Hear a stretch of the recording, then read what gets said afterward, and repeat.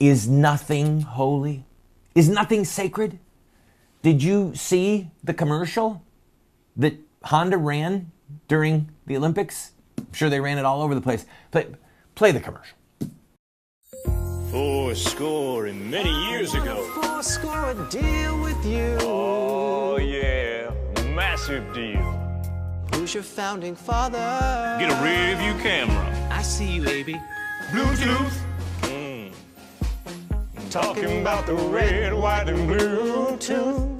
Great deals and features come standard on our most popular Honda models. All right, obviously that's kind of clever, but I don't know. My wife and I were talking about this morning. Why does this commercial bug me so much?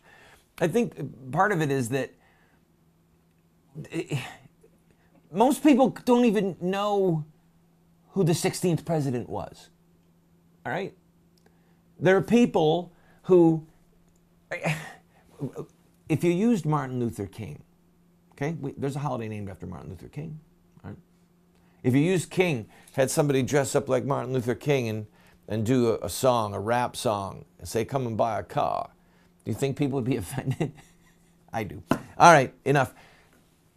A study of the presidents is a good thing. The things that George Washington and Abraham Lincoln did for us.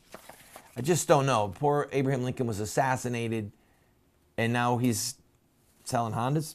All right, moving along to the Olympics. Did you know that the Winter Olympics introduced 12 new competitions this year? 12!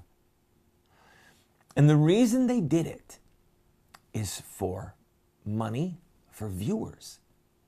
It's pretty naked, the truth is, at least.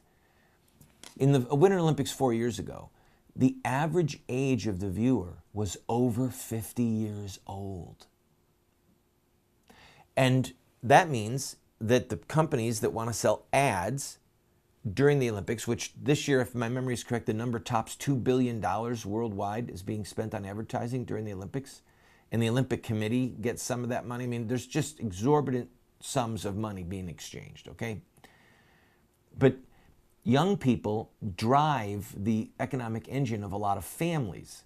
If a kid sees a certain ad, they'll say, Mom and Dad, can we go do this? Or a young person, whether it's food, whether it's the latest gadget. And they can't advertise to kids if the kids aren't watching. So they created all of these new competitions with the express desire of bringing young people in. In other words, our circuses aren't cool enough. Now, there is a place for sports. There's a good place. You learn a lot about team spirit if there's a team. If it's an individual sport, you have to master it. You have to have self-discipline. You have to push yourself when no one else is pushing you. And Paul talked about, I don't fight as one who beats the air. You know, the scriptures talk about running the race, having endurance.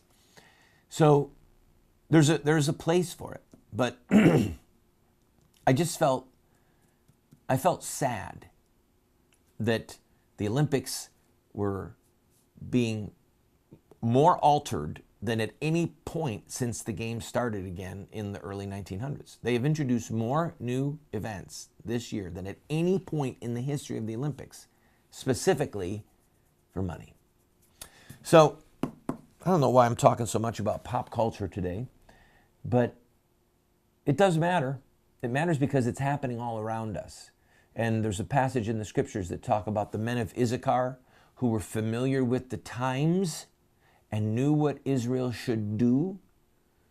We have to be familiar with our times in order to know what we should do, how we can become the voice of resistance and prevail. I'll be right back.